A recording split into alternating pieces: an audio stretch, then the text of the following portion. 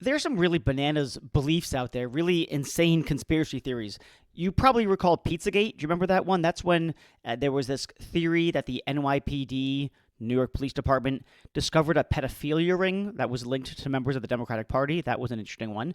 You've got QAnon. Everyone knows that one. And that was the view, or is the view? Do people still believe this nonsense? According to which there's a cabal of satanic, cannibalistic child molesters that's operating a global child sex trafficking ring, and that this is all sort of part of the Democratic Party, or it conspired against Donald Trump winning, not this election we just had, which he won, but the one before that. There's less extreme conspiracy theories, so there's things like vaccines cause autism. There's a claim that climate change is a hoax. So, we've got some conspiracy theories that are absolutely bananas, and some that are, I think, false, but not totally off-the-wall bananas. But what these things have in common is that they tend to go viral online, and one reaction to this is to think that what we need is better content moderation. We need the platforms to ensure that these things don't get spread in the way that they do, because they ultimately do damage. That's the sort of claim. My guest, though, Neil Levy, he's a senior research fellow at the Wahiro Center for Practical Ethics at the University of Oxford. Neil wants to push back against all of this. He wants to get back to basics, and he wants to think about whether it's rational for at least some people to believe this stuff. And if we think clearly, Neil says, he argues, that if we think clearly about the people who believe these conspiracy theories and whether or not they're being rational in so believing them, we'll get to insights about whether content moderation is a good idea, whether it's actually useful, and surprise, surprise, he thinks we're going to figure out actually content moderation is not the right approach. So he wants to step back, think about what is it to be rational, to believe something, and if we understand why the answer is yes, these people are being rational, we will do better at thinking about how to address those issues in a broader way, not just thinking about content moderation.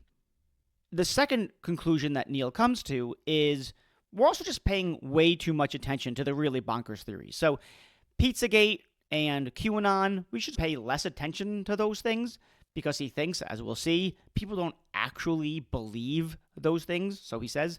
And then there's some other issues, like the vaccines causing autism and climate change is a hoax, where people do, in some sense, rationally believe these things, and those are the ones that we should pay closer attention to.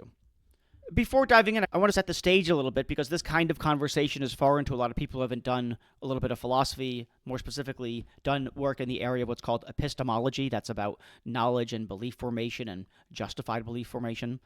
Three things. The first thing is to say is that we all start out with a bunch of beliefs, more or less. We acquire them as we grow up.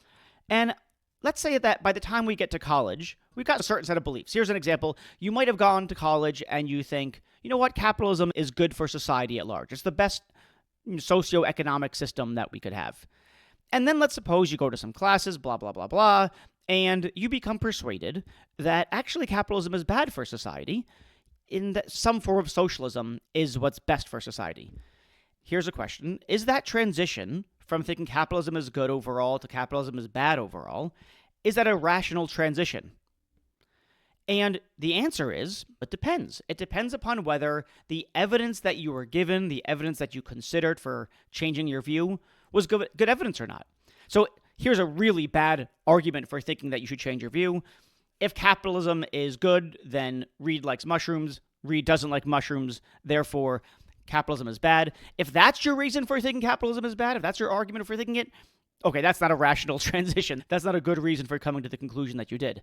But if there's some other, let's just say broadly Marxist, not crazy views about why capitalism might be bad, then your belief would be rational.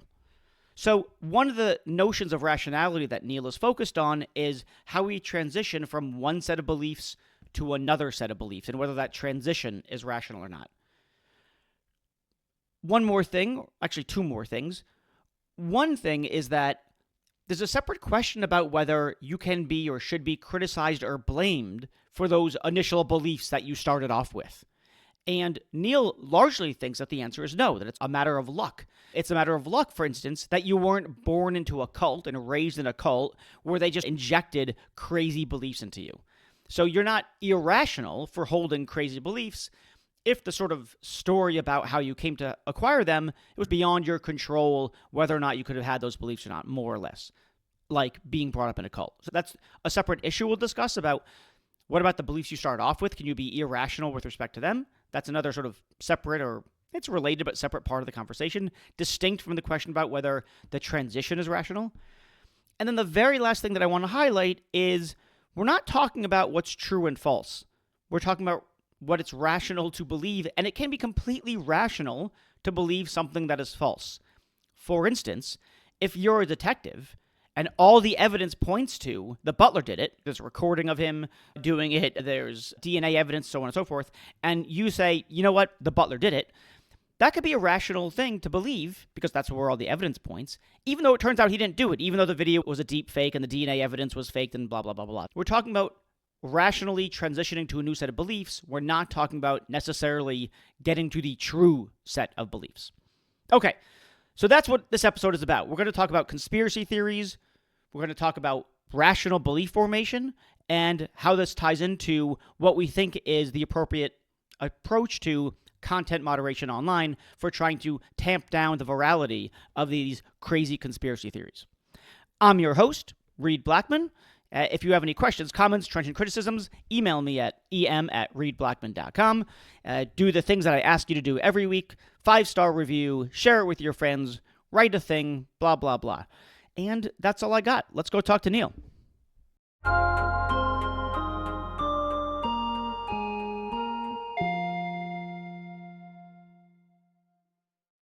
So, Neil, I would have thought a paradigmatic case of irrationality, someone just going completely intellectually sideways, would be believing conspiracy theories. These are just bananas, just a set of things to believe. But you think that's not the case, that actually people can be perfectly rational and believe conspiracy theories. Why is that? Right. What I mean by rational is I've done some work on this, and there's literally 17 different accounts of what rationality is out there. And some of them are perfectly ordinary, so you don't need to do any work to find them. What I mean by rational is responding to your evidence in the right way. The right way means in the way you should, given your existing beliefs.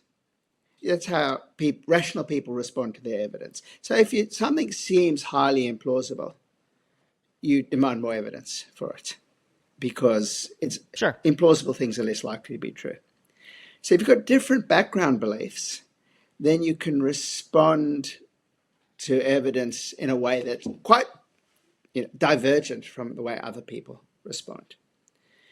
And I think that's what's going on with conspiracy theories. It comes basically down to trust. Who do you trust? On the one hand, Fauci says the COVID vaccine is safe. On the other hand, you've got other people, genuine experts like Robert Malone, who say it's more dangerous than the virus. Who do you trust? How do you decide for yourself? Because unless you're an epidemiologist or a virologist, these things are just beyond us, all of us, even sophisticated, smart people with data processing capabilities. In the end, it's about who do you trust. So you can trust Malone, PhD, involved in mRNA vaccines from the beginning. He's got good credentials. Or you can trust Fauci, PhD, he's representative of the CDC, he's got all this institutional backing. And how do you make that decision? One way to do it is to think, what faith do I have in government institutions? And if they've done you over, or you've got reason to believe you've done you over, maybe the CDC hasn't done anything to you. You're in a town where industries are closing down, they're going overseas, the factories shut, the coal mines shut, the jobs are gone. And even if you don't think there's a government conspiracy to do these things to you, and there isn't, let's face it, the government doesn't care all that much. It doesn't put all that much resources into it. It says it does. You've got some reason to not to trust the CDC. It's a representative of this government you don't trust. And on the other hand, all these people who say they do care for you, and they haven't failed yet anyway. Maybe they don't, but you haven't tried it. Right. They're trusting Malone. Looks pretty rational to go with him.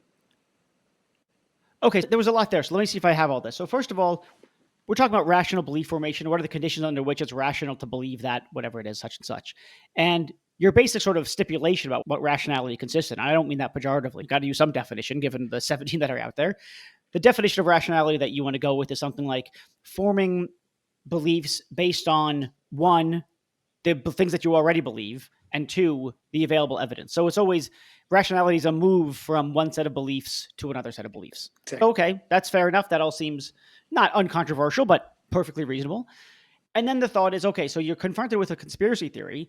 Would it be rational to believe a conspiracy theory, right? You're on Facebook, you're on Instagram, whatever. You're on TikTok and you see these things about vaccines cause cancer, the vaccine causes autism, whatever it is, by people who are at least ostensibly reputable or respectable, or they've got the relevant credentials. Should you believe them? Is it rational for you to believe them? And I guess your thought is it's rational to believe them on the condition that they're presenting certain kinds of evidence that conform to the beliefs that you've already got. And that would be it. And what are the kinds of beliefs that you might have? You might believe that the government isn't trustworthy because they've already screwed you over in, say, economically speaking, or in some other, they said they were going to pay you X amount per month, or they were going to provide you certain kind of health care, but they didn't do that. Or they said they were going to build that factory. They didn't build that factory, and now you're still jobless, and so is your family, whatever. And so since you've got this belief that you can't trust government, you see some evidence, or at least purported evidence, that the vaccine causes cancer, or is whatever it is, the vaccine's worse than the thing for which it's a vaccine. It's rational to believe the person spreading the conspiracy theory. Do I have that right? Yep, that's the basic picture. There's extra wheels and whistles to add, but that's the basic picture. Sure. So I get one question. I would think that part of what it is to be rational is to actually be responsive to what the real evidence is. It might be, maybe this is not quite right, but I would think, or one thing that somebody might think is, you're rational with regards to what beliefs you form on the condition that you're responsive to the actual evidence that's there. And if there's a conspiracy theorist who's outright lying, and you're responding to that purported evidence that's not actual evidence, then you're not actually responding to the good evidence that's out there. You're responding to, maybe I'd say, maybe, I don't know if I want to say no fault of your own, but I'll say it for now, maybe, through no fault of your own, you're forming beliefs on the basis of really bad evidence. Would that be a way in which you're being irrational? Yeah, people have pushed back against my view in just this way. So there's Alex Warsnip says something like, Levy says that people respond to evidence. I concede that. But they don't respond to the total evidence. They respond to some subset of the evidence, but not to the total evidence. Yeah. And they know about the total evidence. It's not like they haven't heard of Fauci or they don't know what the mainstream is. So they're not responding to the total evidence. Let me step back a bit and say, you just said in introducing the question, the story about rationality is not uncontroversial, but it's a contender. And I actually think it should be uncontroversial. Not that there are lots of things that rationality is. It should be uncontroversial. This is one of them, not the only one. Okay. And this matters to the answer to your question. It should be uncontroversial that there's a sense of rationality in which people can't be blamed. They're behaving faultlessly if they're responding to the evidence in my way. And let me just give you a little story to show you. I love a story. How intuitive this is. So I'd like it to be a real story, but I'm not Agatha Christie. But let's just imagine Poirot. It doesn't work well with Poirot because he's this kind of super sleuth. I don't know if you know the Poirot novels in Agatha Christie. I don't. Maybe you're missing. It doesn't matter. Out. Sherlock. How about Sherlock? It's another super sleuth. This is the problem with them. But let's go with Sherlock anyway. So it's a modern Sherlock. Sure. It's the 21st century. Sherlock is called in to solve the crime. And he's got fingerprints. And it shows that it was Reed. And he's got DNA. It's Reed's DNA. It's controvertible. And he's got CCTV. And it's Reed. Reed is clearly shown on the footage holding the knife. The blood from the victim is found on Reed's clothes later. There are fingerprints from Reed on the knife. Yeah, things are not looking good for me. It's not looking at all good for you. Now, Yeah. Sherlock, being a super sleuth, is going to see through all this. But suppose for the moment he doesn't. He concludes the killer was Reed. Mm-hmm. He's responding to his evidence. Now, it could be that evidence has been very cleverly faked. Agatha Christie couldn't do it, or Conan Doyle couldn't do it. I can just wave my hand and say it's AI. AI generated Sure. the footage. That nice, very nice. Okay, yeah. AI could do the video for sure. And we could have used AI to create my DNA somehow. Sure, why not? yeah, Okay, we'll go on. Yeah. So it's a super AI. So it's all very cleverly faked. Now, I come along and I tell you it's all AI. I tell Sherlock it's AI. And Yeah.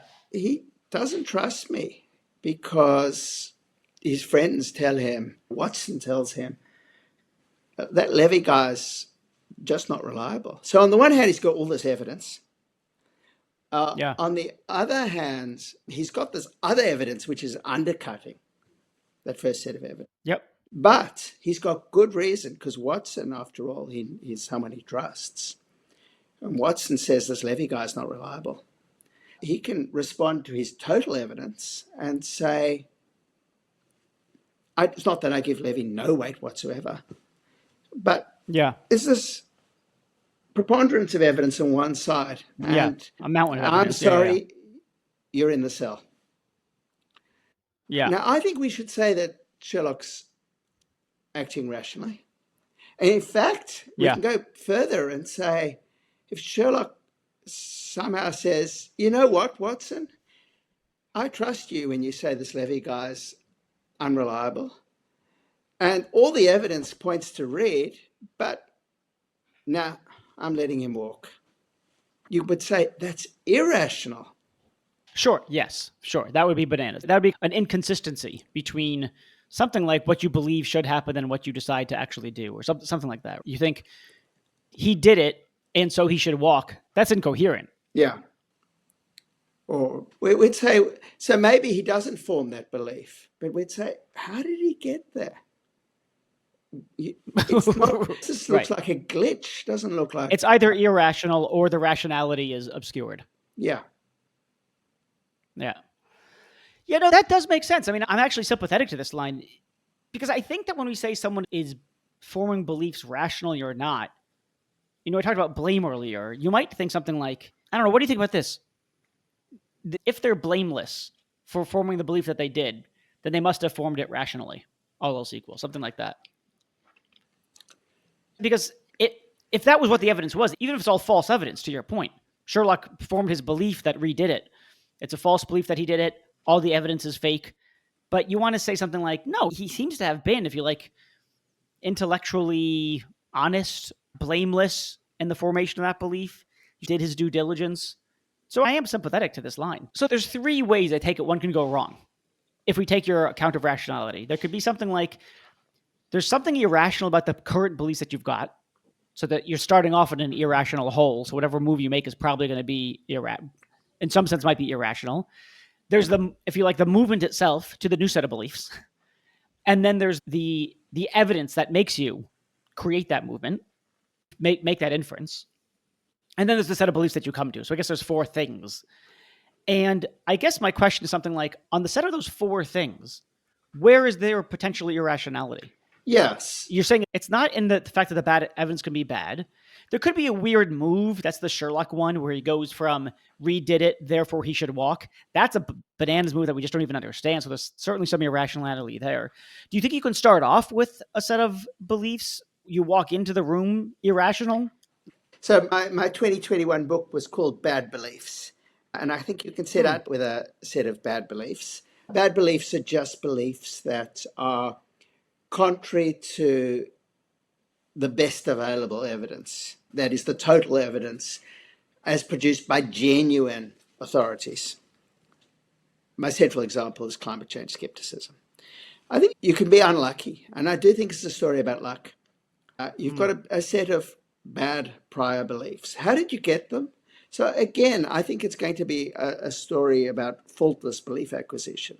You're brought up in a cult. That's an obvious Yeah. way to go there. Yeah. But I was biographical story about me, which explains probably a lot of my philosophical views.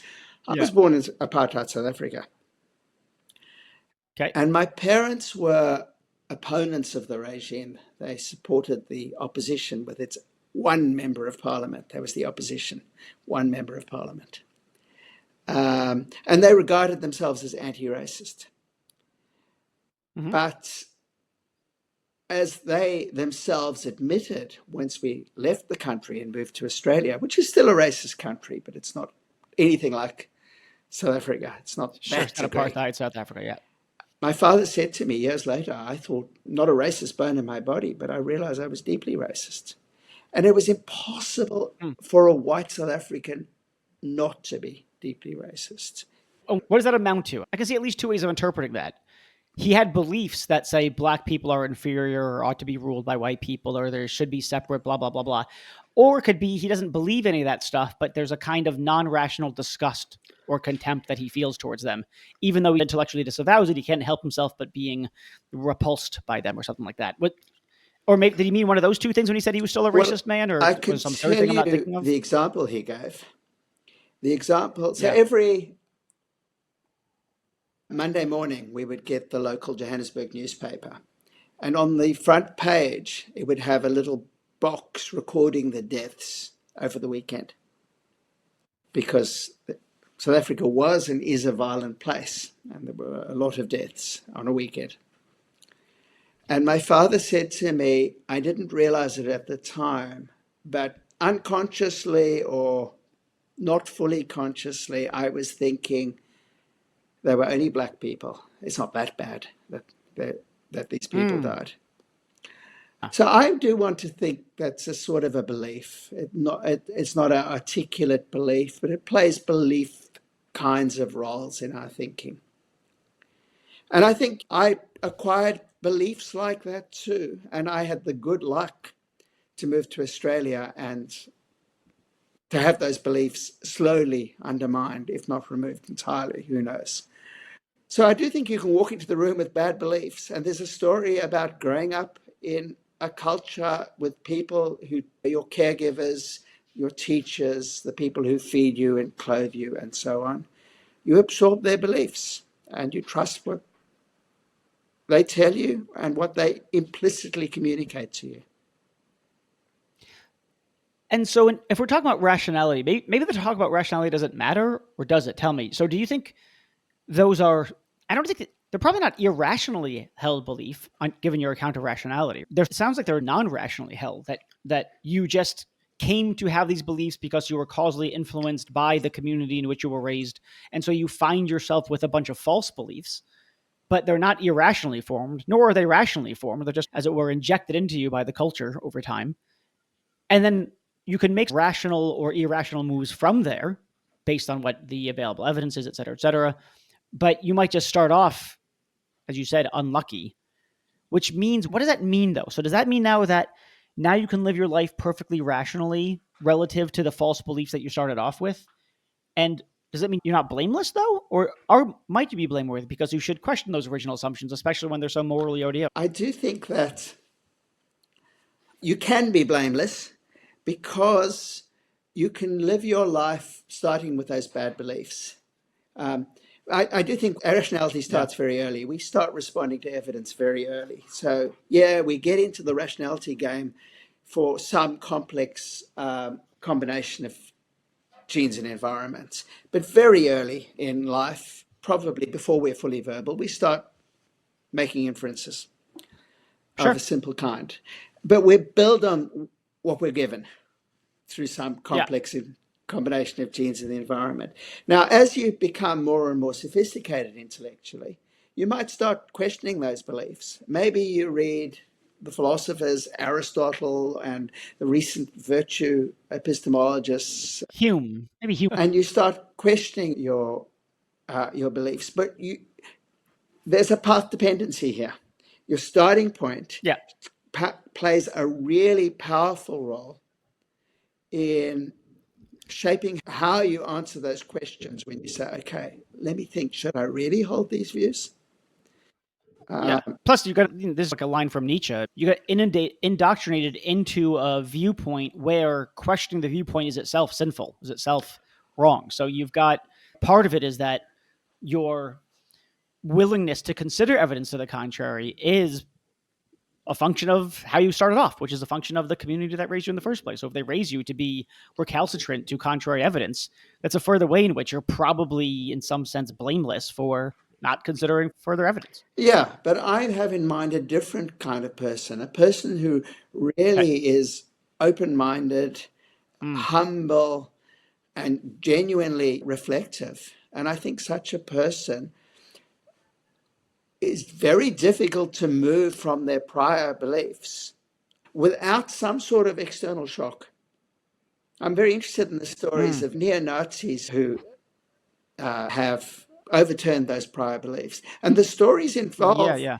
I describe it as a shock. They often involve human contact. I can't remember Mm-hmm. the name. It's a very interesting story about a committed neo Nazi who the only person who'd be friends with him was a Jewish kid. And this Jewish kid decided he would start inviting him to his Shabbat dinners.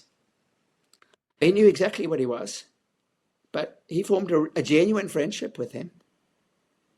Yeah. And that is what led him to really see that, to take the evidence seriously, because otherwise I think, what would I expect a Jew to tell me? He's going to hide his true face when he's Right, right. telling me that he doesn't do those terrible things. He doesn't have those plans Yeah. to take over the world or whatever it is. Or he may himself be a Jew, or Right. whatever it might be.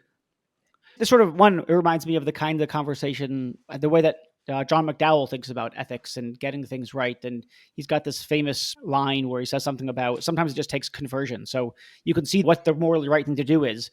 And some people don't see it at all, but then they undergo a kind of quote unquote conversion. And I think this would count.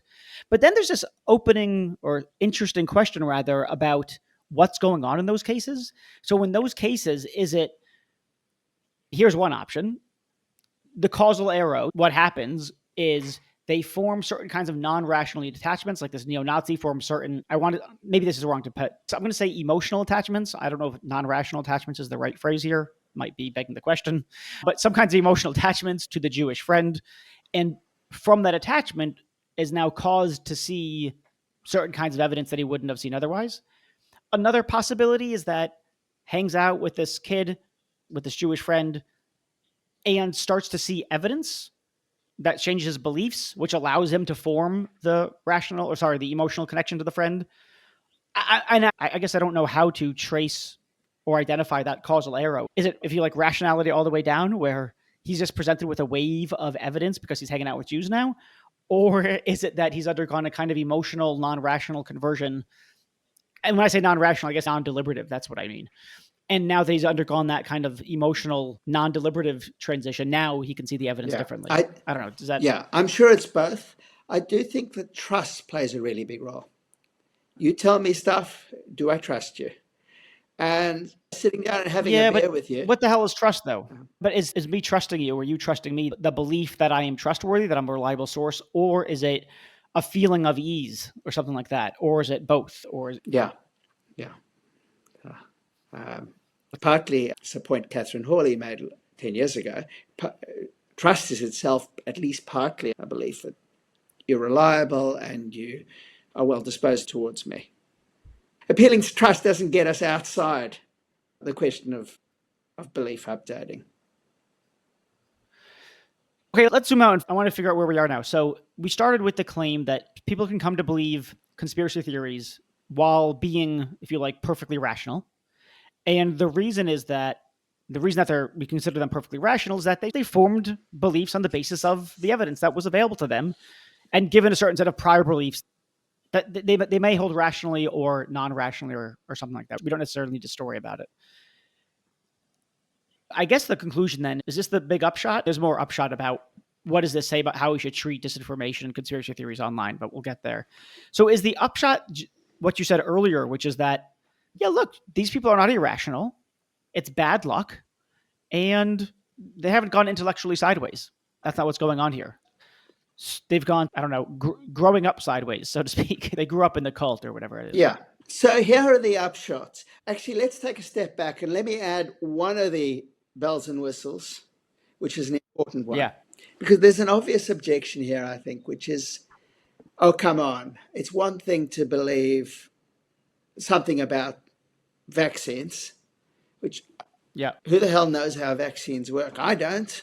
Right. Sure. The average person, far from knowing. And it's another thing to believe QAnon or to take a Yeah, that they're molesting children in the basement of a pizza shop or whatever, something along those or a lines. really bizarre one, which you get people reporting they believe that lizard people rule the world. I don't know if you've come across this Oh, one. yeah, I have heard that one. David Icke, the lizard person proponent, sells out Yeah. big arenas regularly with his That's insane. 7-hour talks on the lizard people. King Charles was a Oh, lizard God. person. Okay, so I did not know this. I did. so obvious objection. It's an incredulous stare objection, Sure. which is no one can rationally believe that. And I think to a first approximation, that's actually right. And I think a lot of the more bizarre stuff is sheer trolling. And we've actually got evidence for this. When I'm not being a philosopher here in Oxford, I've got an empirical program in Australia, and we've actually managed to produce some evidence, and other people have too, that people are not sincere when they report believing these conspiracy theories.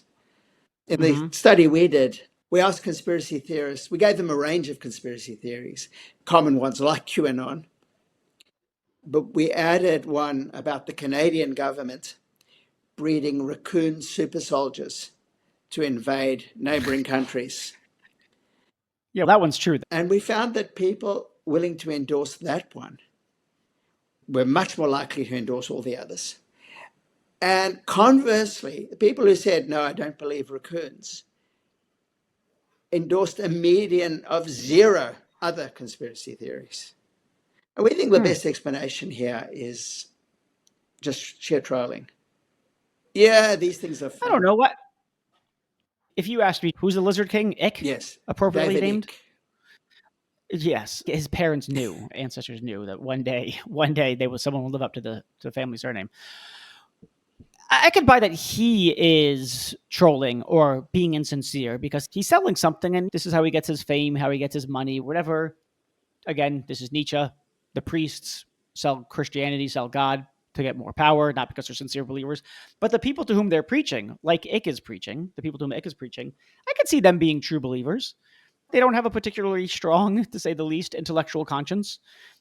It suits them to believe such things. It might be, there's probably a story about self-deceptive beliefs that fits here. It's beliefs not formed on the basis of evidence, but somehow they're caused to form these beliefs because it suits their interests or makes them feel good or something along those lines. There's ample evidence for people forming beliefs based on that sort of thing, I would think. So why not think that lots of people, they do sincerely believe it? It's just that they haven't formed the belief. I guess they haven't formed it rationally because it's a self-deceptive belief, or it's a belief that's motivated by certain kinds of desires that they've got and emotions that they have, something along those lines. But they're sincerely held self-deceptive beliefs. So here's another nice paper. It's not by us, unfortunately. It's by Littman, whose first name I can't remember, Littman et al. It was on, I'm sure you remember, during the pandemic, Trump made some comments about bleach maybe would kill COVID, stone death. Sure. And people started reporting that they were drinking bleach to treat COVID.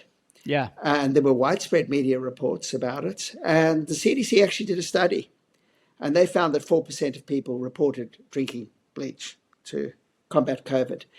Littman et al. Did a bigger study, and they were able to replicate that result. 4% of people reported drinking bleach, another 4% reported drinking other cleaning products. But then he looked at the demographics. All of his respondents, except I think it was 11, who said yes to that question, also reported completely implausible things. Some of them reported they'd never used the internet. This was an online study.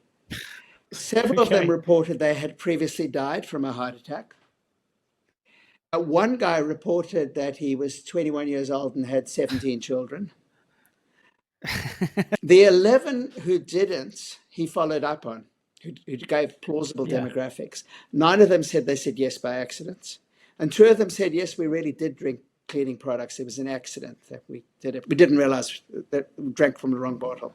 Okay. 0 people were in Littman's high-powered study were genuinely reporting drinking bleach to combat COVID. So that's a nice study. Now I'm moving to anecdotes or anecdotal evidence. It's again pandemic evidence. You probably saw this stuff, this kind of evidence in inverted commas that a lot of people cited for pandemic, as they called it, that COVID was a government conspiracy. One thing we went viral was a still from Captain America. It was a picture of, I didn't see the Captain America. I don't like superhero films. A particular one is Captain America in Times Square. And there are 2 ads behind him. One is for Corona beer and the other is for pasta. And if you squint, you can see the pasta as looking a bit like an electron microscope image of COVID. And people said, look, this film was from years before the pandemic. Clearly it was planned. And you think, Yeah, yeah. that's not evidence. Yeah. Nobody seriously takes that as evidence. Yeah. It's a game. Yeah. Now, it may be that people Yeah. aren't clearly trolling. They're not saying, I don't believe it, but I'm going to say it. But I think we can become absorbed in games. One last story about me. When I was about 14, I loved Eric van Deniken's books. Who? Eric van Deniken, Ancient Alien stuff. Graham Hancock is the guy who does this stuff now. The pyramids were built by aliens. Yeah, I know that theory. Yeah, okay. I loved it. If you'd asked me, do you believe it? I probably would have said yes. But I think it was more like when I wasn't reading Lord of the Rings, I was reading Van Deniken. It was another fictional world, and I could pretend to myself, unlike Middle Earth, this one was real. And that's even cooler. Yeah. There's an account of, so if we're talking about the world of meta ethics, where my background is, what's ethics? What are people doing when they say this is right and that's wrong? There's the fictionalist account, according to which you don't really think something is morally right, because there's no such thing as morally right and wrong, because some kind of error theory is true, something along those lines. I'm messing it up a little bit. But the idea is you have the fictive attitude towards moral claims. And it's akin to kids playing like, oh, the floor is lava. And so someone says, oh, why aren't you jumping on the floor? Why are you trying to avoid the floor? You say, oh, the floor is lava. And you really play it up. And so some people think about this about moral claims. Some people think that people have the fictive attitude towards religious claims. Nobody really believes the Eucharist turns into the body of Christ or something like that. It's not literally physical. No one actually believes that. They have the fictive attitude towards it. They are engaging in deep-seated fiction, and they're saying, yes, it does turn into the body of Christ, but they're actually deeply engaged in this game of fiction that maybe they don't even realize that they're engaged in this game of fiction. That's how deep into it they are. And then you might think the same thing about all these conspiracy theories. They're so deep into the fictional game that they don't even realize what they lack is self-knowledge. They lack the knowledge that they are engaged in the game of fiction. Is that the picture that you're painting? That's a really good analogy. So I think this is a divide and conquer move here. I think that for some conspiracy theories, and I think our data supports this, people are true believers. People are true believers, if not that climate change is a hoax. They're true believers that these scientists don't really know what they're talking about. It's hugely exaggerated. It's not a problem. That's a genuine belief. Sure. You move to something more bizarre, and you still probably get some true believers, but you get lots of people who are They think they're believers, but they're not really.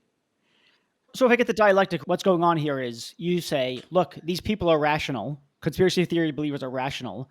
You get the kind of objection that we were talking about earlier, which is an argument.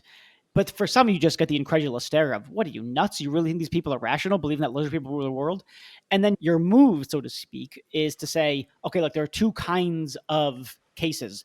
There's the vaccine causes cancer thing. There's the climate change is a hoax, or there's no consensus. There's that stuff, and those people are sincere. And for that, the incredulous stare doesn't work, because I don't think you should give these people an incredulous stare, because you should see them as just starting with bad beliefs and then making rational moves from those bad beliefs. For these other set of lizard people, your incredulous stare is warranted. And that doesn't undermine my theory, because I'm not even going to say that those people are rationally forming beliefs, because I'm not even going to say that those people have beliefs in the first place. Exactly. That's a nice summary. And I think people actually move back and forth between these camps. You can go from playing with these ideas, thinking, gee, this is a cool fiction, knowing that it's a fiction, to becoming absorbed in the fiction and no longer knowing that it's still a fiction for you, to becoming a true believer. Yeah, I was going to say, I don't even know how we begin. I want to say conceptually, I could see how it would be possible to be engaged in a fiction, but forget about that. I guess that's conceptually possible. Does it actually happen? Probably. I don't even know how we would investigate such things. Versus, no, they really believe it. And what they're switching. So on one view, they're switching back and forth between believing it and not believing it. And in another view, they're switching between pretending and knowing that they're pretending versus pretending and not knowing that they're pretending. Yeah. So if I'm right, there's got to be some kind of like functional difference between being absorbed in the fiction and genuinely believing. And I'm suggesting that functional difference crops up in how they treat evidence. Once you're a true believer, you're discerning about evidence. And there is work on the subreddit, Our Conspiracy. And some of the people who are most engaged in that subreddit are really discerning about evidence. They're trying to treat it rationally. And they are discerning in the sense of saying, this conspiracy theory doesn't make any sense to me. I don't think it's true. I think I'm going to reject it. There's other one, though. Yeah. So I think those are true believers, and they're careful about evidence. They're as careful about evidence. They're not treating it in the same way a scientist would, but they're as careful about evidence as people generally are in their everyday life when they're trying to work out when the bank's open and what's the best route to the coast or whatever it might be. And then there is other people who think they're believers, but that they're not, shows up in how they just aren't all that concerned with evidence. They're happy to cite the flimsiest stuff like Delta Omicron is an anagram of media control. Smoking gun.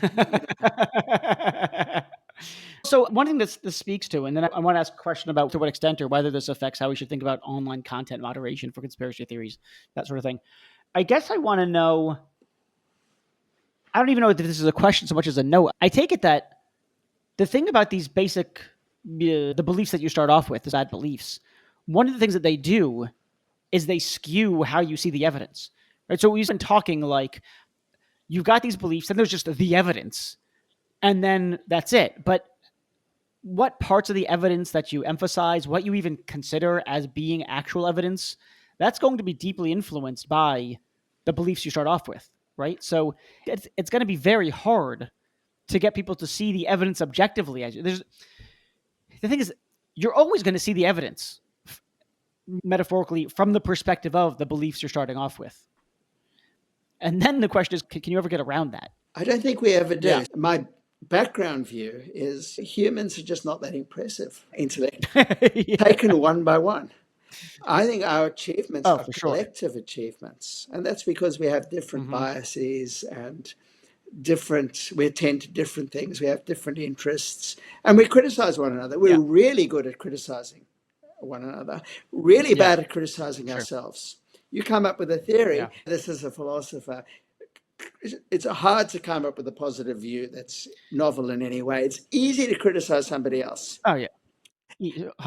Yeah, yeah, And yeah. that's how I think knowledge works. We're really good at criticizing each other. And this has happened to me. I've come up with what I think is this great story about something, and I tell it to somebody and they knock it down. I just didn't see it. Right. It's the sort of like the epistemic equivalent of Michelangelo, sculpting. How did you sculpt that out of a piece of stone? I just removed the bits of stone that weren't the David or whatever. And, collectively we're epistemically engaged in taking away all the beliefs that aren't true by the critique. Yeah, and that's how science works. And it's not just science. I'm heavily influenced by the cultural evolution literature. I think this is, in Joe Henrich's word, his phrase, the secret of our success has been cumulative knowledge of groups rather than individuals. Yeah, that's really interesting. That's a great thought. Great. That's a nice theory. I want to think more about that and talk to you about it. But last question. Does this view about rationality and conspiracy theories, should it have an impact on how we think about the proliferation of conspiracy theories online, about responsibilities of social media companies to curtail them or not? Is there an upshot with regards to that? Yeah, it's complicated. You'd be unsurprised to learn. And also, as a proponent of distributed cognition, I do think it's important that philosophers, I don't think we need to stay in our lane, but be a little bit humble about our limits and recognize that we're going to need all kinds of other people to design policies. But here's some things I want to say. One thing is, insofar as low trust in official institutions is a problem, content moderation threatens to make things worse, because the last people, a conspiracy theorist who really cares about evidence, the last people they trust is the very people whose views they're suspicious of in the first place. So if the CDC comes along and tags a post as misinformation, this isn't going to move them. If it gets removed because it's misinformation, they may want to say, I want to see it for myself and I'm not going to use this platform anymore. I'm going to move to an unmoderated. So it may not help at all. That's one thing I want to say. The other thing I want to say is I think we pay too much attention to the really bizarre conspiracy theories. And I think they can be functional in a way which our attention makes worse. Your bizarre conspiracy theory might be about Democrats holding satanic rituals where they sacrifice children. Sure. And you may not believe that at all. But you may be susceptible to saying these things because you don't trust Democrats. You don't think they've got the interests of the country. Sure. Right. Yeah. Now, that's your true belief. Yeah. And yes, we want that true belief addressed. So if you're a rusted on P voter, it's not that I think anyone's in a position to say you shouldn't be, you should be a Democrat. But it may well be that you're a broadly rational agent and you can come to see at least the Democrats, they may have a different view of the country to the one I have. Yeah, that's interesting. Yeah. So if I put it differently, it's something like, look, people might believe these bananas political conspiracy theories, whatever. And you might think what we've got to do is clamp down on these conspiracy theories. But one, that's going to be just pragmatically, your methods are not going to work out. Either it's tagged, as you said, as misinformation or as conspiracy theory, or it's removed altogether. That's not going to stop them from believing those things. So it's just tactically, it's not a great move. And then the other point is, you're trying to attack the wrong thing. Don't attack the conspiracy theory if you're going to attack something. It's the basic beliefs that they came to the table with, to the platform with, that explains why they would come to rationally believe that the Democrats are performing these satanic rituals. That's where the sort of the epistemic action is. That's where maybe if there's a place to show them some evidence or to give them, if there's a crack of light, that's where it's going to be. So tactically, your attacks of the conspiracy theories are going to just be futile. And anyway, that's not where you should be going anyway. You should be going for the beliefs that led them down there in the first place. Yeah, which are genuine beliefs and responsive to evidence. Whereas the QAnon stuff may not be responsive to evidence because it's not a genuine belief at all. So let 1,000 lizard people flourish. And I mean, this goes back to your earlier point, which is something like, yeah, the stuff at which you're giving me the incredulous stare, or giving them the incredulous stare, keep doing it. That's right. Because the other stuff is the stuff where we're at least in the realm of rationality, and that's where evidence comes in, and that's where you can begin to push. We can begin to get, I take it, slight, even if it might be rational to go left, it might also be rational to go right, given their original beliefs. And it might be that to the left is lizard people, and to the right is, maybe there is more consensus than I thought there was about climate change. Yeah, exactly. Yeah, that's great. Neil, this has been totally fascinating. Thank you so much. And also very good stories. Thank you. Appreciate it. I've had fun. Thanks, Reed. Thanks. Thanks so much, everyone, for listening. And now let me thank the people who have made this podcast possible. So, first of all, we have Delano Alexander. He's been with me since day one. He showed me even how to start recording a podcast in the first place. He does editing stuff. He's been fantastic, and he does really everything I ask him to and more. I've never met anyone else who just says so much. Yeah, I don't know how to do that, but I'll figure it out. What more could you ask for in a producer? Next up, Jennifer Strong, my podcast guru. I don't know what else to call her. She just has advised me on how to design the podcast, how to grow it, and she's responsible for, if you like, this kind of season 2 relaunch and everything around it. So thank you to you, Jennifer. Next up, Meg Marco, responsible for all the excellent artwork. Before I did the artwork, I didn't really know what I was doing. We put it together. It worked well enough, but I think Meg really did a phenomenal job bringing everything together. Garrett Lang, sound engineer that I frankly don't deserve. He's just too good for this podcast. Don't tell him I said that, though.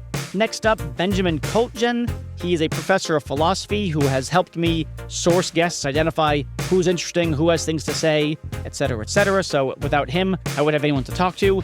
And then finally, Ashley Wasilenko, who helps with all manner of administrative things, making sure that the podcast guests find their way to the podcast, can schedule the recording, get their bios and headshots, and really just keeping the show on the rails and me organized. Thanks to all of you. Really appreciate all your hard work.